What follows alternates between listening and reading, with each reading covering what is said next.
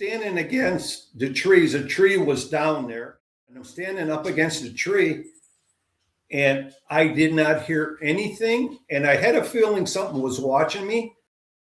I turned around, and on the other side of the tree, there's this huge buck looking at me, just looking at me. And I'm like, why isn't this thing afraid of me?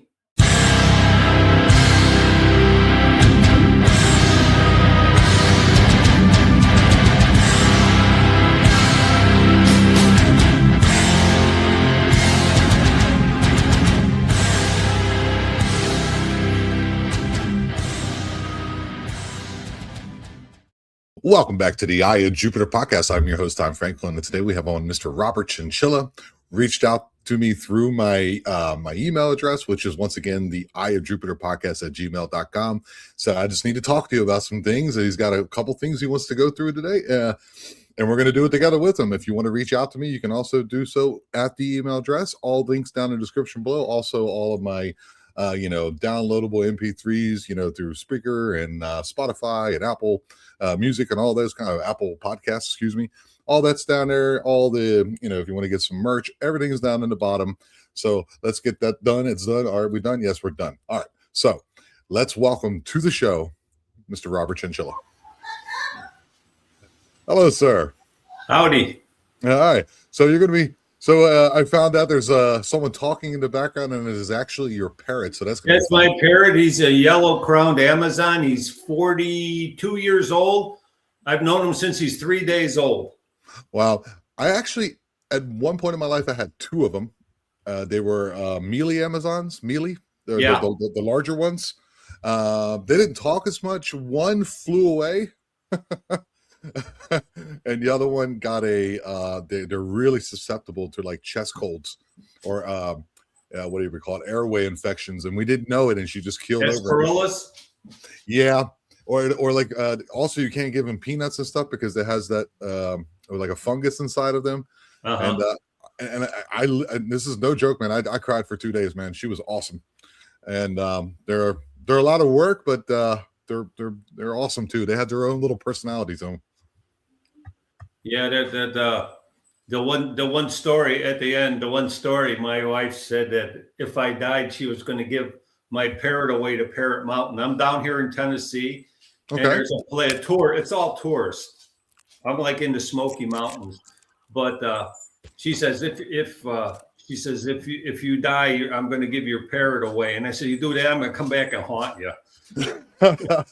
Yes, I suggest that she doesn't do that. No.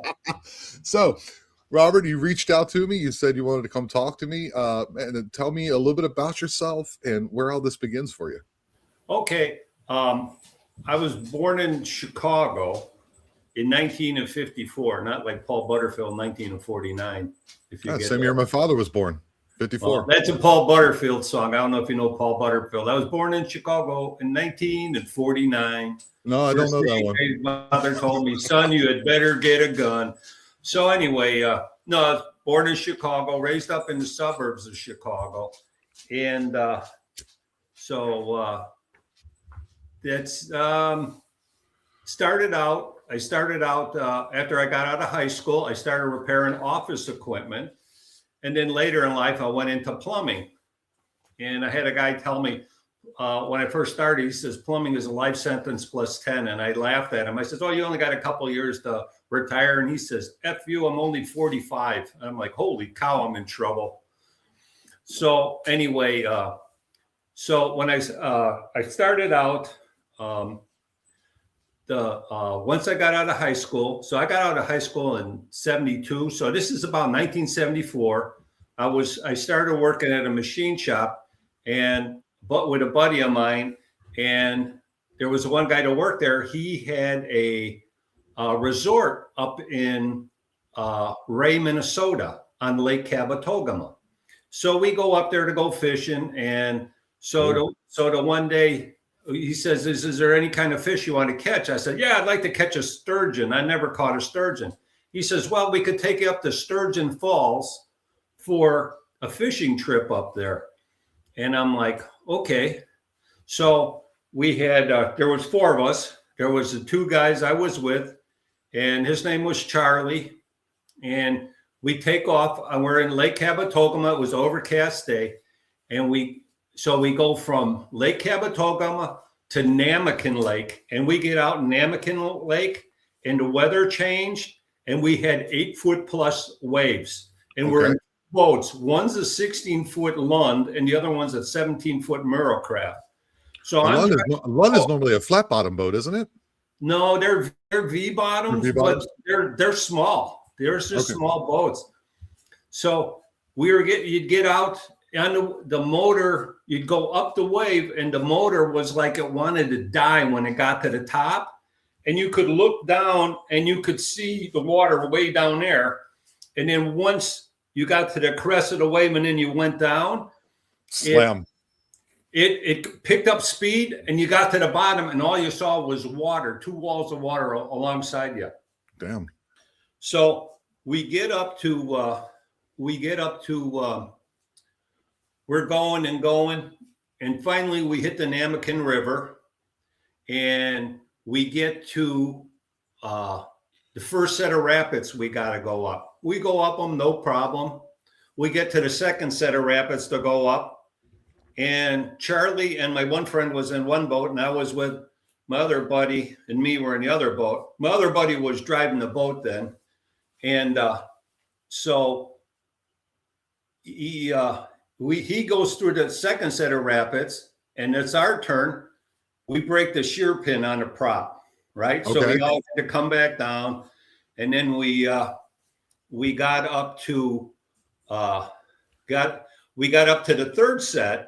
But the third set was like a waterfall. It was like 3 feet higher than the water that was there. Okay. So we get there, and so Charlie in the boat, he says he looked all across the river. He says, well, this is the only spot we can get up. So he goes and he tries to make it up, and he can't make it up. So he says, I'm going to go back and hit it full force and go up. He says, I'm going to shoot up the middle. So he does that, and there's a big boulder in the center there. And he hits this boulder, and the water spreads, and you can see all these different colored paints on this boulder from boats hitting it, right? Okay. It's up on the stern like this, and it comes back, and it turns, and then it comes back down. And I told my buddy that the boat I was in, I says, I am not going up these rapids, because we had the tent, we had all the fishing gear, we had everything in this boat. So we decide, okay, we're going to fish here, and then we'll just camp here for the night. We'll find a place to camp.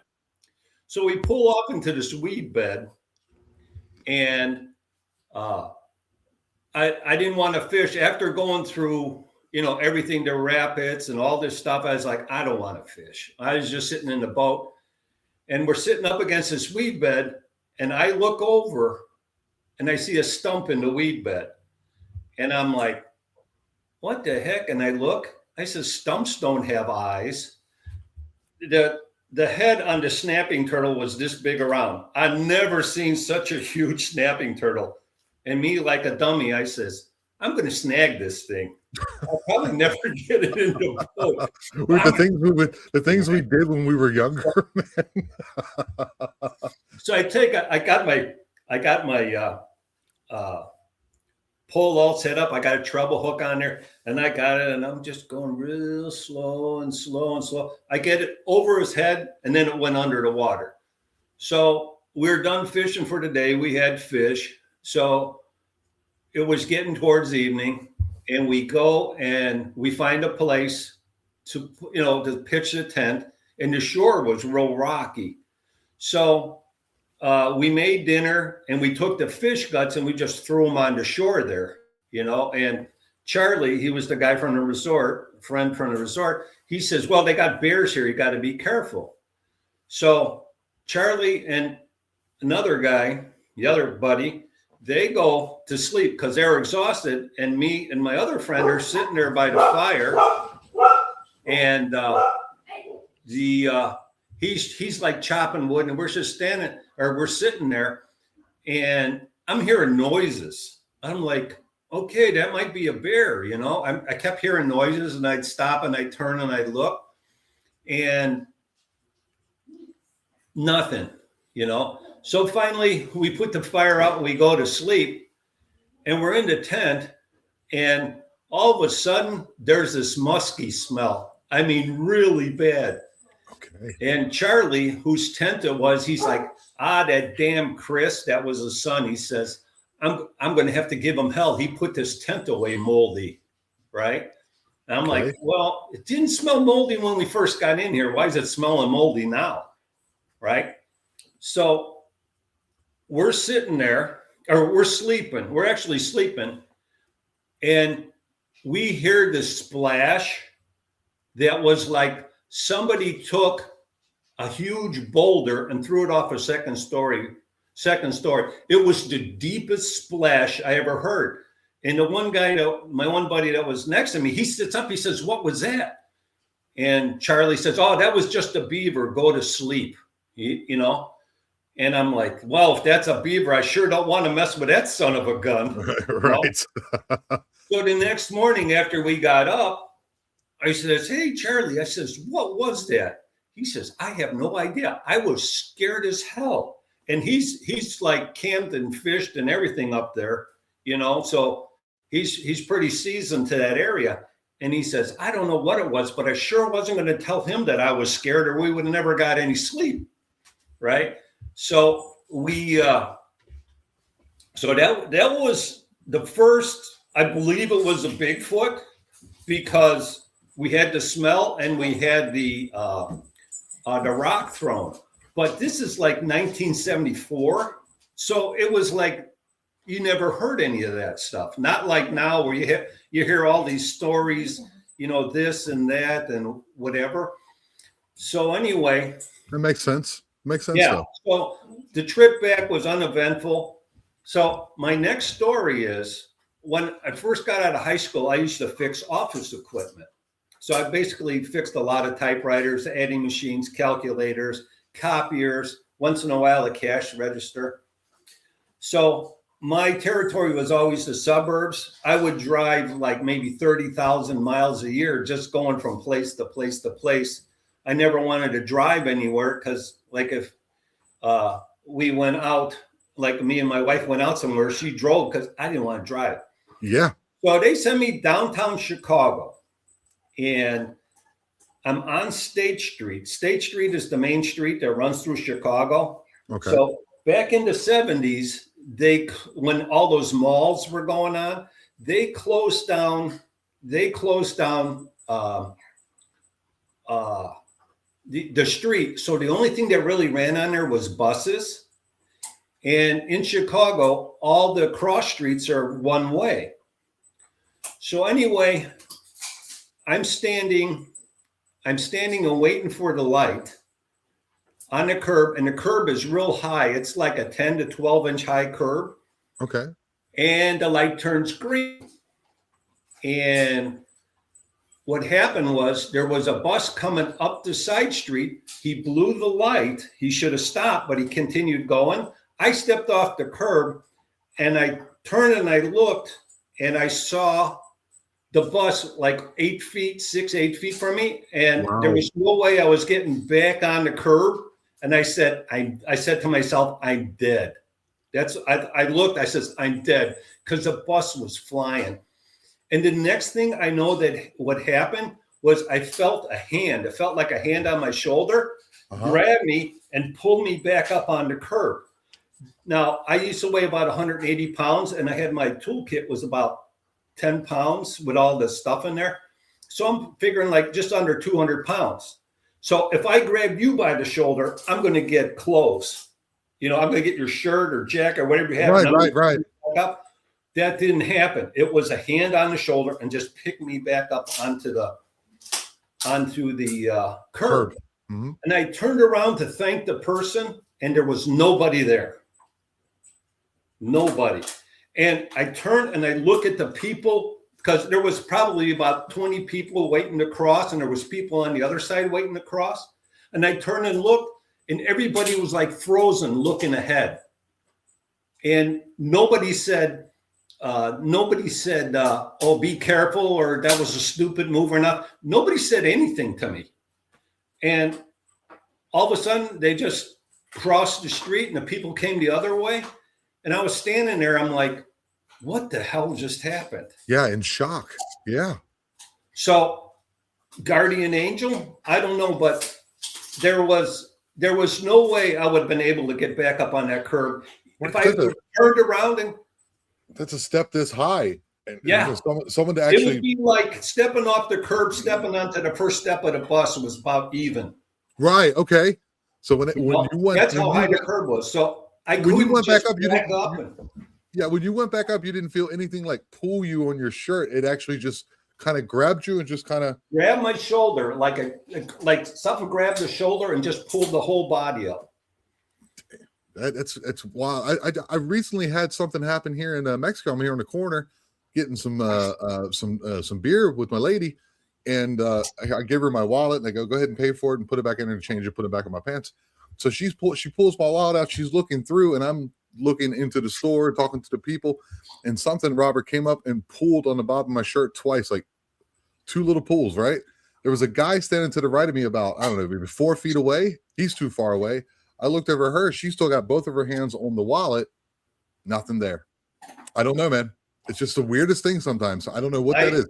I had, once I was a union plumber, and they had nice courses. And so they had a welding course.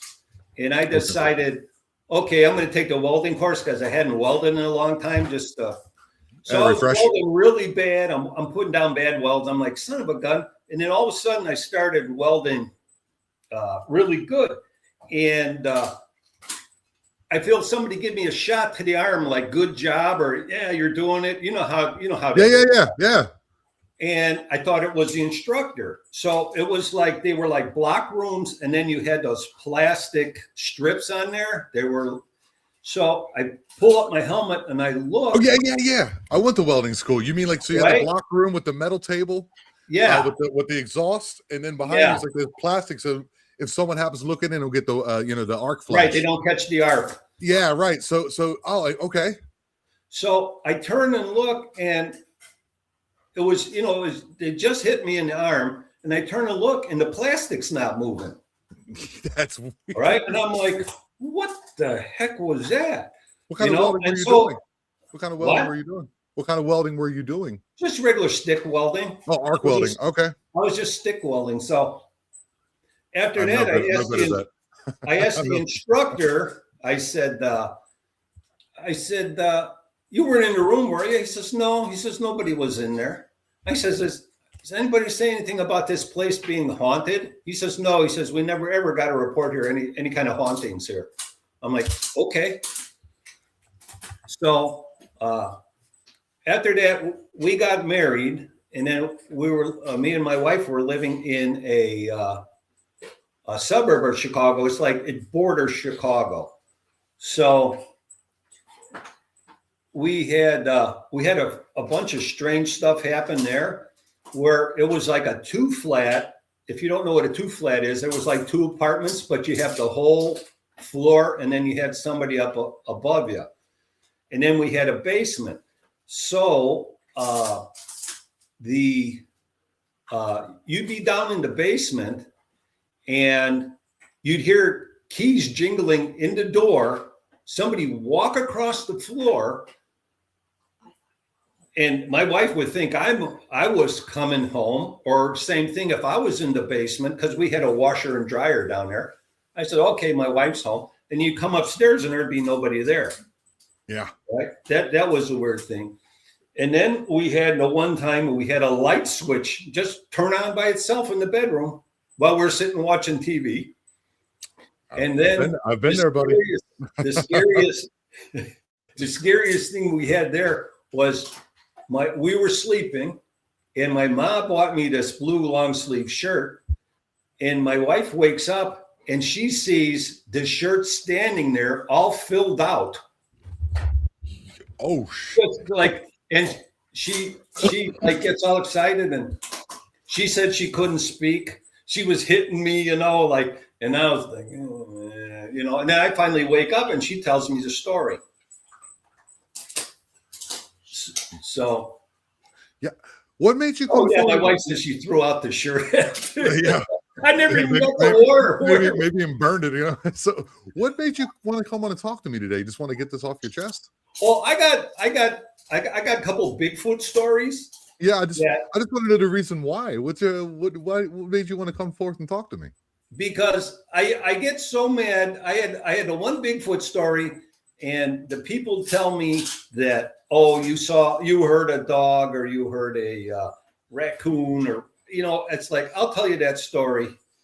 So we from there we bought another building, and we were renting there, and she wanted a dog, so we got a Yorkie. Okay. Oh yeah, little dog. Male Yorkie. And I'd come home from work. At that time I was doing plumbing, you know, and you were construction, so you know you're beat at the end of you're beat. Yeah. So I'd lay on the sofa and I'd listen to the TV, and the dog would sleep with me on the sofa. And my wife was working. She worked in an office. So it was like our house was in the middle of the block, and we had an alley behind the house with the garage. Okay. And this dog knew when she was coming home before she even hit the alley. He would get so excited, and he'd get me to the back door, and I'd be like, take him out in the yard. I'm like, what's going on? There's nothing happening. Then all of a sudden I see my wife come. This dog, he was amazing.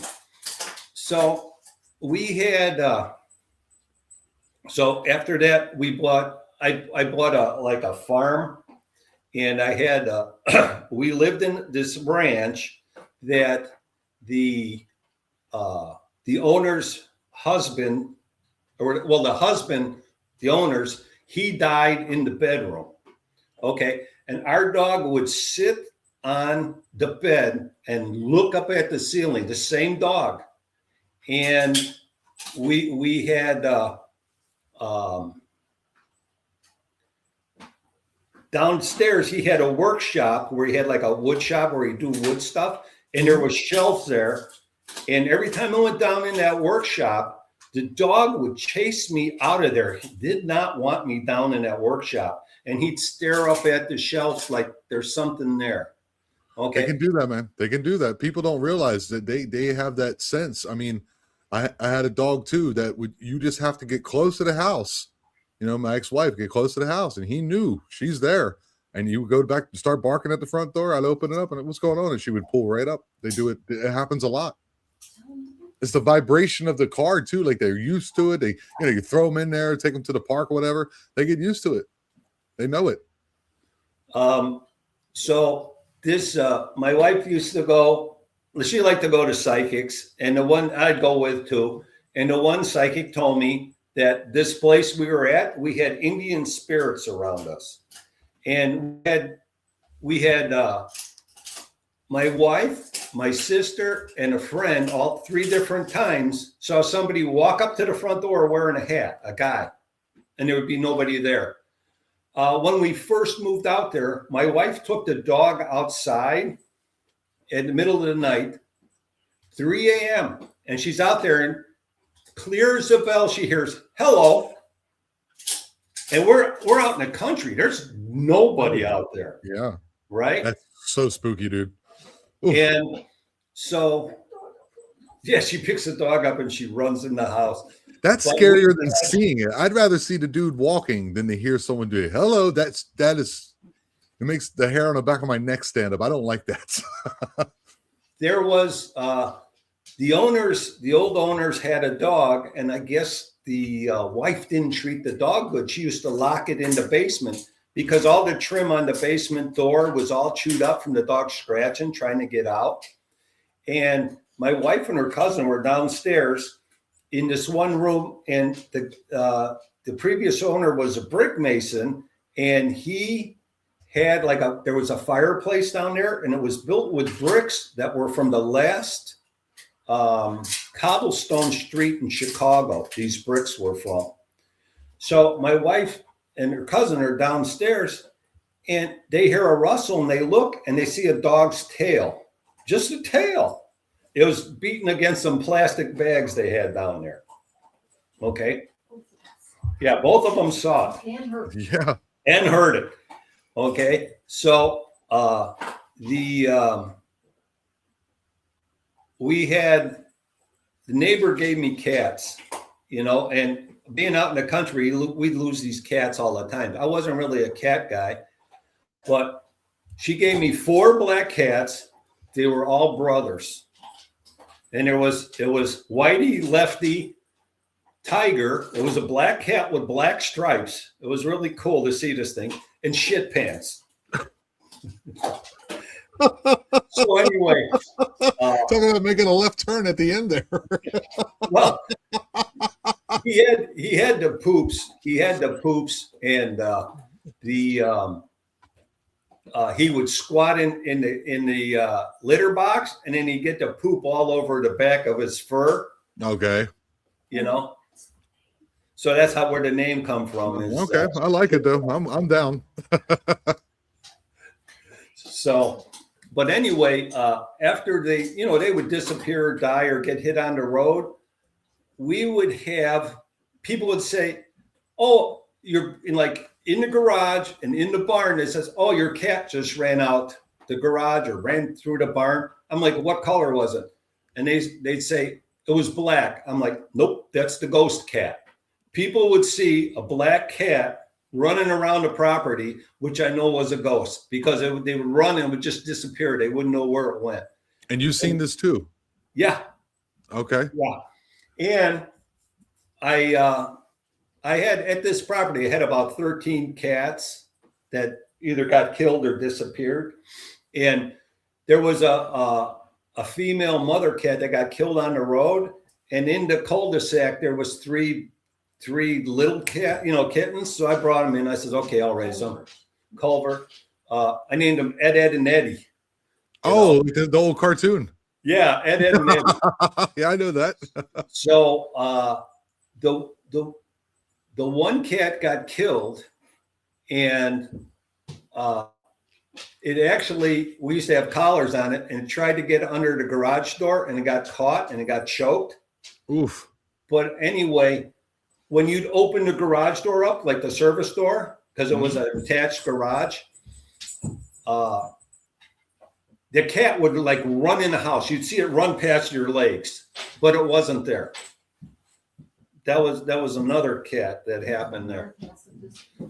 Yeah. So. Oof. So your whole life has just been like one little strange occurrence after another. Can I ask your blood type? Do you know your blood type, Robert? I'm O positive. No, just like me. All right. I'm O positive, which I thought I might have been. I had to check on that. Did you actually check into it? Okay, because as you know, like people with that RH negative thing, this seems to happen to them more. I'm also O positive, and I've had a few run-ins myself in life, but it seems to be you and animals. Yeah. Oddly enough, that's an interesting little thing that I'm picking up here. Interesting. I used to hunt when I lived in. Let's see. When I lived in closer to Chicago, I used to hunt the Des Plaines Conservation Area. It's about 50 miles south of Chicago. It's south of Route 80. It's 10 miles south of Joliet. It's the Des Plaines River and the Kankakee River come together, and they form the Illinois River, which runs to the Mississippi. Right. Okay. So being in Illinois, there's a lot of open land where it's just grass. So there's different parking areas at this place. And the parking area, and then there was a gravel road, and it made a turn, and then it made a right turn, and then it made further down and made another turn, and it went out towards the back of the property. But there was the one spot that I found, it was a stand of trees, maybe about 20 trees. And they were like in a circle. And there was like a big empty field in the center of them. And one of the things is everybody that would hunt there would chase animals to different area, to this area. And then they would all run in the property next door, which was Dow Chemical. They would go under the fence and they were safe in there, so nothing would bother them. So I used to ground hunt that. And I had the one time I'm standing against the trees. A tree was down there, and I'm standing up against the tree, and I did not hear anything. And I had a feeling something was watching me. Okay. I turned around, and on the other side of the tree, there's this huge buck looking at me, just looking at me. And I'm like, why isn't this thing afraid of me? And so I couldn't get a shot at it because all the branches and everything were in the way. I was bow hunting because you could only bow hunt there. Okay. So it just walks away. And then another time I was hunting in the same spot, and I'm on the ground. I'm standing there, and I see a buck come up the trail, does a scrape, rubs up a tree, walks right in front of me. I got a broadside shot, 20 feet, right? And I pulled it back, and I have it, I'm ready to shoot, and it looks at me. And we do the staring thing back and forth. I didn't want to release, So all of a sudden, this flock of birds comes over, and he does one of these. He goes and looks right back at me. I'm like, what the heck is that? That's crazy. So I say, okay, I'm taking the shot. And I took the shot, and I watched my arrow. It was a beautiful shot, right for the heart and lungs. Yeah. He gets about 3 feet from the buck, and it turns and goes straight up. And I was like, what the hell just happened? Wait a minute. Hold on. Do you remember you remember that the 411 the hunted? No, I don't. No, I don't. Okay. Where the guy says he was going to shoot an elk and the bullet stopped? No, I haven't heard that one. There's David Pilates, 411 the hunted. And he was in Montana, I think it was, and he shot at elk, and the bullets just stopped in midair. So you're telling me you fired at this thing with a bow, with a broadhead, and before it's about to go, how far away do you think it was before it does this 90-degree up in the air? 3-4 feet. It just turned and went straight up. There was no branches. There was nothing in the way. The wind wasn't blowing. I was like, what the? And I've never heard that happened, with me moving everything, you think the buck would run? No, it just walked away like nothing happened.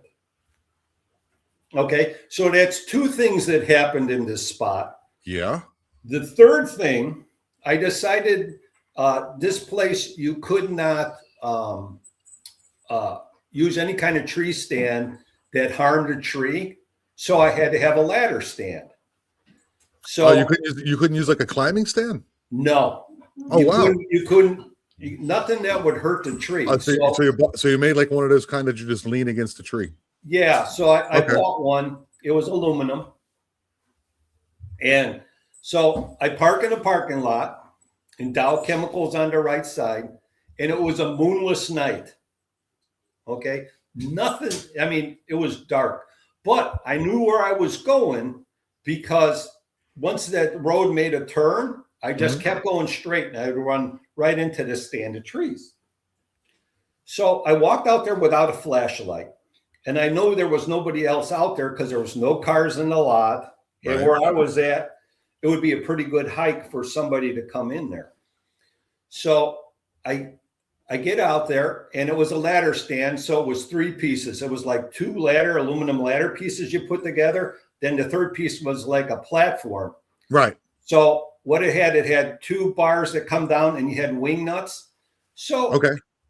I get the 2 pieces together and I'm doing the platform, and I got the flashlight in. I got a small flashlight in my mouth, and I hear,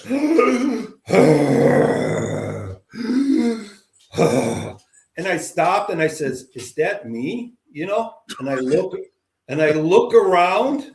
I look around and like, okay. I says, "That sounds like some guy with emphysema, some old guy." Right. So I'm looking around. I don't see nothing. So I start doing it again. And this time I hear it again, but louder. Right. And I'm like, what the heck? I took the flashlight and shined it around looking for eye shine everywhere, up in the trees, all around. Nothing. Okay. So I start working again. And I hear it again. And I'm like, oh, that's what I did. I went and I grabbed an arrow out of my quiver and I laid it down next to me. Because what I had, my knife was a folding, it was a hunting knife, but it was a folding knife.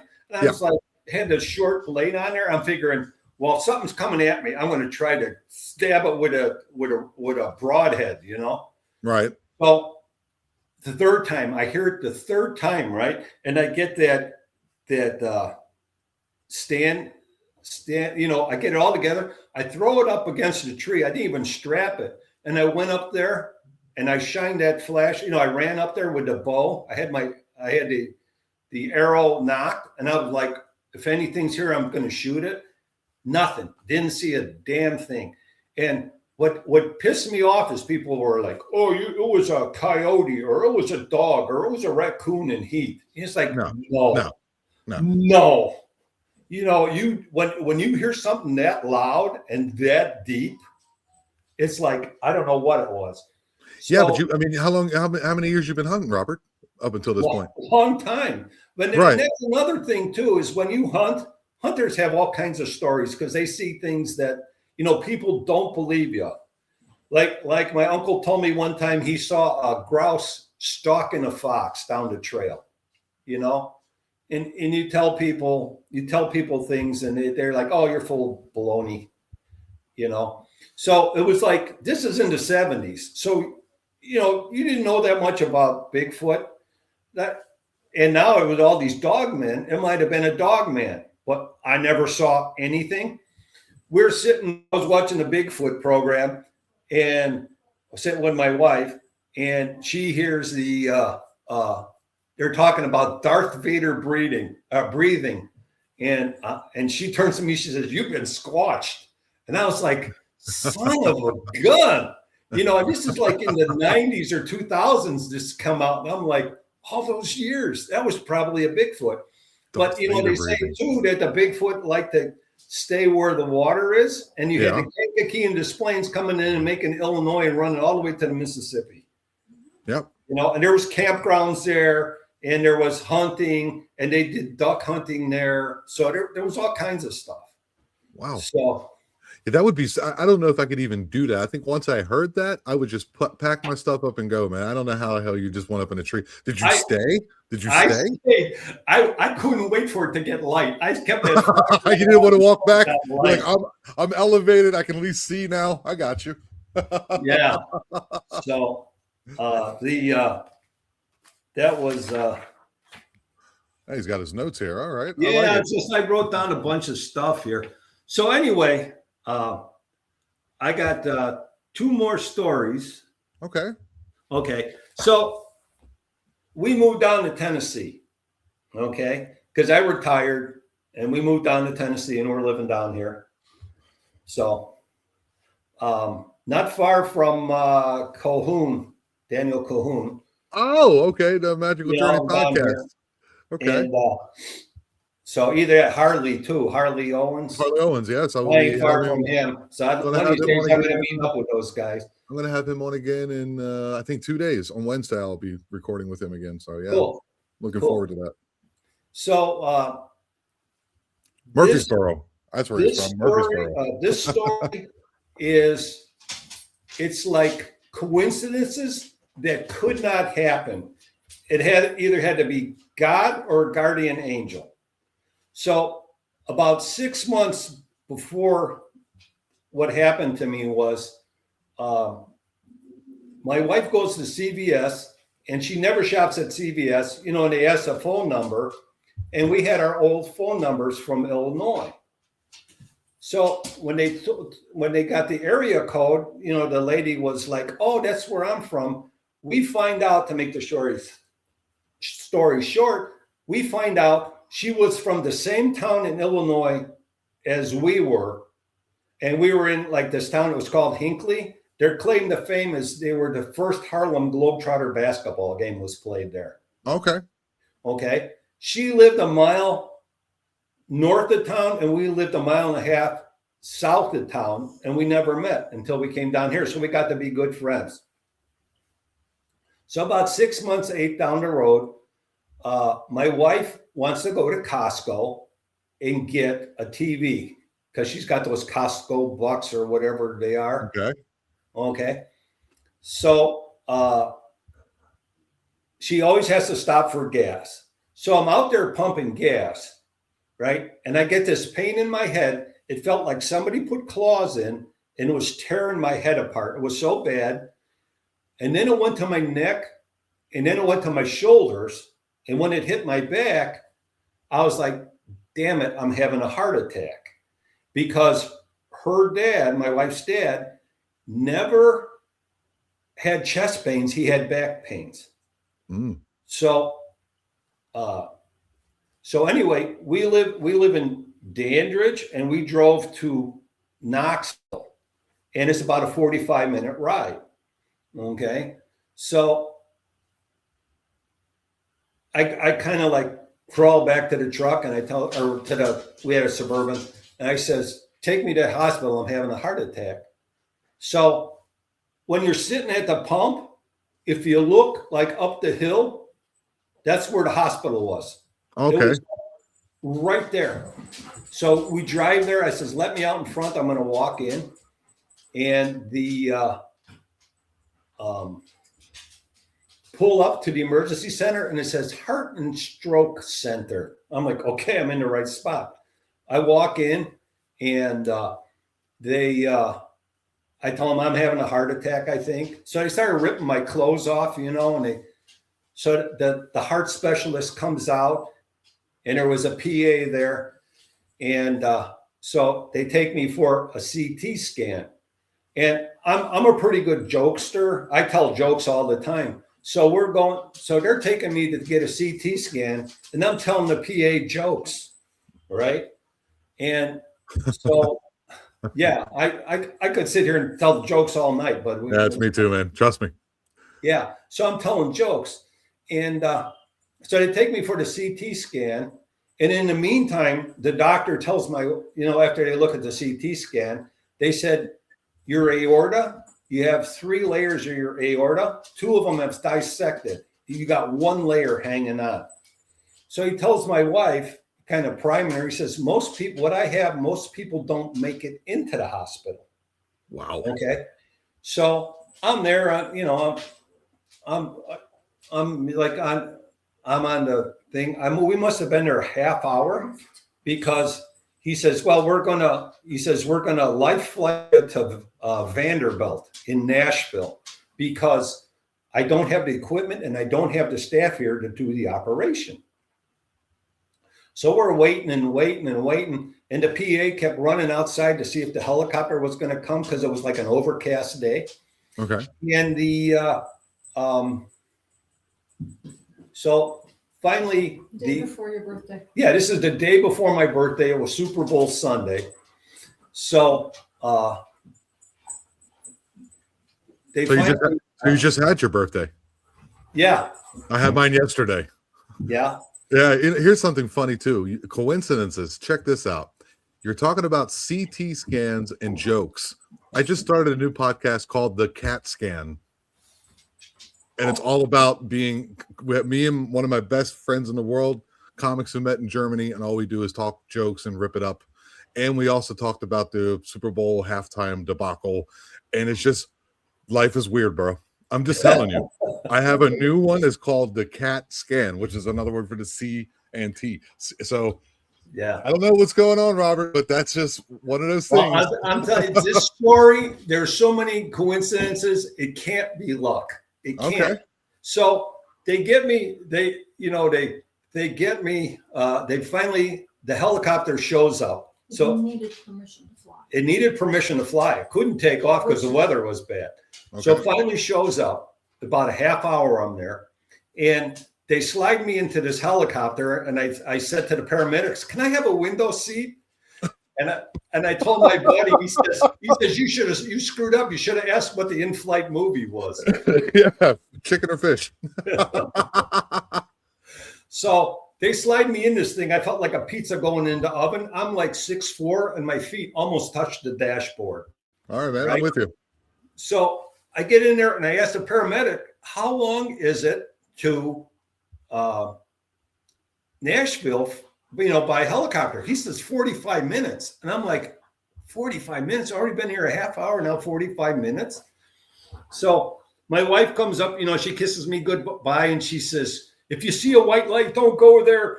And yes, you did. And then she says, if you die, I'm going to give your parrot to Parrot Mountain, which is it's like a tourist thing here where they have all these parrots. Because we're in the foothills of the Smokies. We're right next to Pigeon Forge and Gatlinburg. Oh, okay. I know where you are. We're right there. Oh, you're real close to Harley then. You're real close to Harley. Yeah. Yeah. When we were in Sevierville, we were sitting out on the front porch one night. We were 3 miles from Dollywood, and we heard a Bigfoot. My wife turns to me and she says, was that Bigfoot? And I didn't want to say nothing. And I'm like, yeah. Would you hear a roar? Would you hear a roar or something? Oh, yeah. A long, deep bellow roar. It was like, it couldn't have been a person. It couldn't have been a recording because it was long, just a long roar. And I'm like, son of a gun. So did you tell him that the surgeon, you're in luck, his buddy? Oh, so anyway, I forgot that part. My wife reminded me. The surgeon comes back. This is in Knoxville. He says, you're in luck. He says, I have a friend. It's his day off. He said he'll do this. It's his day off. He'll come in and do the surgery. He says, for the follow-up, you can come back and see me so you don't have to go to Nashville. I'm like, yeah, okay. So, yeah. So what are the odds of that? So I ended up going to St. Thomas. Okay. Not St. Thomas. So the last thing I remember was they're pushing me off the helicopter, and there's this redhead and she's pushing me in. I go, oh no, a redhead. I hear they're wild and crazy. And she says, you're in trouble. There's two of us. So I told a joke or two in there. And then my wife had to go home because it was like she had to take care of the dogs and the parrot and a bunch of stuff, pack clothes, because she was going to be there for a few days. Mm-hmm. So by the time she got back, it was 7 hours. By the time she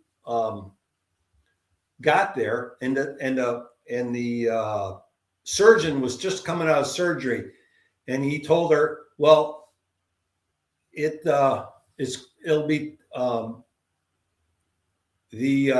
we don't know yet," but he said, "What was that? We need to watch. We have to his kidneys. We have to watch the kidneys and his brain and my brain because they took a hit. I'm like, okay. So anyway, I don't remember anything about intensive care, but when they took the breathing tube out of me, my wife says the first thing I did was tell a joke. Oh, his brain's okay. And she says, oh, his brain's okay. So anyway, I love the positive outlook. So I'm in the hospital, and every nurse that come in there, I tell them a joke or whatever, and then they got me to the point where they make me walk every day. I'd walk down the hallway and the nurses would go, Mr. Joke, what's the joke today? So I had to think of a joke and tell them a joke every day I was in there. I was in there for 4 or 5 days. So that was Super Bowl Sunday. I'm in the room. Oh, another weird thing, I forgot about this. I couldn't sleep in the bed real well, and I was always sitting in a chair, so I left the TV on. I'd fall asleep and wake up, fall asleep and wake up. I woke up one time and there's Larry King interviewing somebody, and I'm like, isn't he dead? What the hell's he doing interviewing somebody? I thought I died, you know. I was like, what's Larry King doing? So so anyway, it was like Monday. The doctor comes in and he says, well, he says the operation was 7 hours. He says we replaced 8 inches of your aorta with Gore-Tex. He says, yeah, for a minute there was touch and go. He says, because a minute into surgery, the third layer of your aorta burst. Damn. So I was like, son of a gun. So that the friend that we were talking about, that we lived in the same town, Yeah. she worked at CVS, and she always worked Fridays. And I was supposed to come home Fridays, but she wasn't scheduled for that day. So she ended up riding with my wife, so my wife wouldn't have to come by herself. Too many coincidences. Yeah, it was just like too many coincidences. So, Yeah. but it was just, and then I'm here in Tennessee now, Uh-huh. and my neighbor walks over one day. He says, so we have like our backyards. There's a gully behind our backyards, and then there's a big field behind us where they had horses and mules and stuff on there. He comes over one day. He says, I saw something. I'm like, what did you see? He says, I don't know what it was. I'm like, yeah, well, what did it look like? He says, it looked like a hyena. It had a real long neck on it. It was on all fours. It went across our backyards. And his wife saw it too. So I don't know. I saw something about small town monsters with the dog man. That one guy said it looked like a hyena. They look like hyenas. I've heard this many times. And he said it looked like a hyena. He says he never seen anything like it. He didn't know what it was. Yeah, I was talking to a gentleman. He said he was out there doing something one night and he seen it, and it freaked him out. It was weird, but it looked like they had a face of a hyena. He was house sitting for somebody, and then when the guy came back, he goes, "Hey, I didn't know you guys had freaking hyenas wherever he was. I think it was somewhere in the Southwest. What, do you got a zoo near here? Did something run away?" He goes, "We got no damn hyenas here." It's not the first time I've heard it. I've heard this multiple times now. There's like at least 2 to 3 different types of those that I've heard of. And it seems like your whole life is just when one of these weird little things, a lot of little coincidences. And I got a few of those stories too, where just things like I'm telling you, the jokes with the CAT scan. That's weird to me. I just started that. Do you know why there's no prostitutes in Tennessee? No. They're all volunteers. Tennessee is volunteer state. UT is the volunteers. Yeah. I got a bunch of jokes. I just don't know. I don't. Those are more like dad jokes. I enjoy those. All my jokes are very dark and twisted. If you want I got a bunch. Somebody tells me a joke and it's like it reminds me of 2-3 other jokes I got to tell. My wife gets mad at me because I'll be in the store and I'll be talking with somebody and I'll start telling jokes and she's like, I've heard that one, you know. Yeah, that one time I was with my grandmother. She's long past. We were at a Circuit City in Baltimore. That's where I'm from. And you know how they have the greeters in Walmart to come in, and at the Circuit City they have the people that when you go out. And I took an old Carlin joke. George Carlin is one of my heroes. And so I'm with my grandma. She's in her 70s at the time. I'm like 20 something. And as they're leaving, the guy goes, "Hey, have a good one." I go, "I already have a good one. Now I'm looking for a longer one." and she laughed for about 2 hours. You heard he said, she thought, but really? Oh, like the fish stories? Well, Robert, it's been fantastic talking to you, man. I'm so happy that you came on today.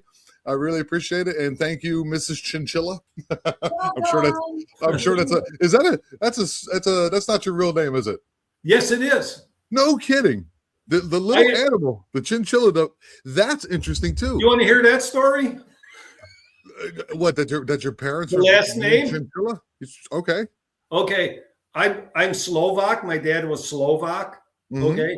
the name that is like if you say it in Slovak, is Robert Chinchilla. Okay. Chinchilla. What So I've my been dad telling. went to Catholic school, and the nuns asked him what his name was, and he says Chinchilla, and they wrote Chinchilla. Well, half my family goes by Cincala, Cincala, and the other Yeah, half Chinchilla. goes by Chinchilla. That happened a lot in Rikers Island too. People would come over and they would say their name. They'd be like, it's this now. Was that National Lampoon where they do the immigrants? Yeah. Remember Oh. National Lampoon? You don't remember that? I watched The a lot of them, but I don't remember. the guy has a real long Italian name. He says, "What kind of name is that for an American? You're MC Boone." Anyway, man, let's keep. I'm happy to see you on the lives once in a while. I know you were on there. Sorry about last week, but the person messed the times up. It's happened to me multiple times now. I really appreciate it. Thank you, Mrs. Chinchilla, for your help today. Oh, she's Oh, on. it was me. Oh, Yeah, that's hello, you. hello. Sorry. Mrs. Yeah, Chinchilla. I try to watch every week, So Yep. All right, I enjoy yeah, it. that's all good. yeah, she enjoyed. I can't get her. She hates all the Bigfoot stuff, and I watch. But she likes your show, and she likes the Ancient Enigma files. She likes Oh, that. yeah. She likes Yeah. Cahoon's not bad. Either. she likes Cahoon too, and the magical carpet. A magical journey, yeah. Well, I'm I glad call you it the guys are. magical carpet. I'm glad you guys dig it. I really appreciate it very much. And yeah, just come on by, ask some questions, hang out, talk. We'll have a good time over there. I really appreciate that, guy. All that kind of support is all like just you like it. That's cool, Yep. and that's what we're here to do. So thank you again, Robert. I appreciate it. Okay. All right, guys. Remember, we are the eye. We are aware. Love you all.